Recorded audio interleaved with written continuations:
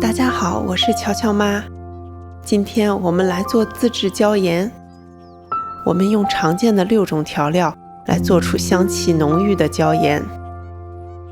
用小火给锅加热，做椒盐的全程都要用小火。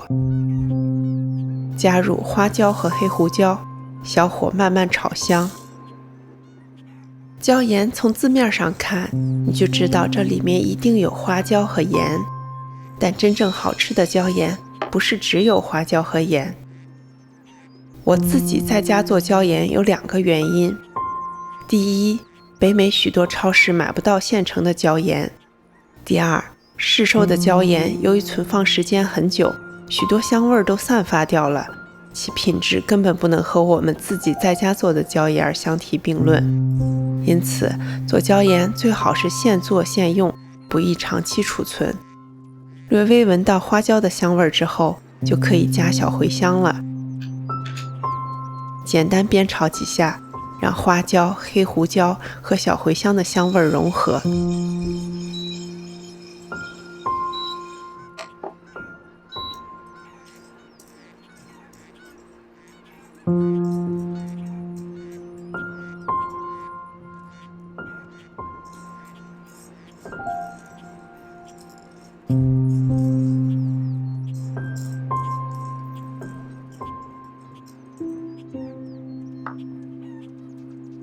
加白芝麻，炒到微微发黄就可以了。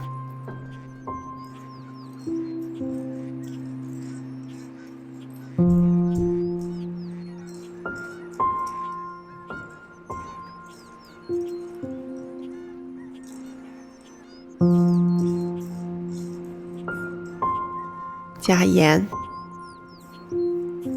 炒制的过程是全程小火，避免把花椒炒过了。炒黑的花椒略带苦味儿，会降低椒盐的品质。炒到盐变淡淡的金黄色就可以关火了。把混合好的调料倒进盘子里，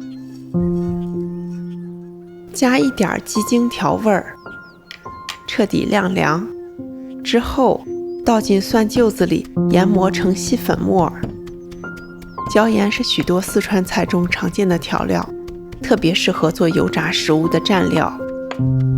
椒盐可以用来做椒盐排骨、椒盐大虾、椒盐里脊、椒盐蘑菇、椒盐带鱼等等。椒盐还可以用来做许多咸味的面食，比如椒盐花卷、椒盐牛舌饼、椒盐发面饼等等。最后过筛，筛掉大颗粒的花椒皮儿。当然，如果做的椒盐量偏大，你也可以用破壁机来打粉。破壁机打出来的椒盐粉更细腻。如果想吃带一点点颗粒感的椒盐，最好还是用手工研磨。做好的椒盐有着香、麻和咸3种味道。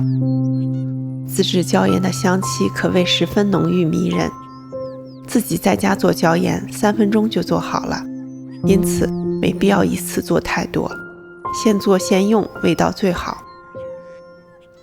自制的椒盐一次用不完，可以彻底晾凉后密封保存并尽快用完。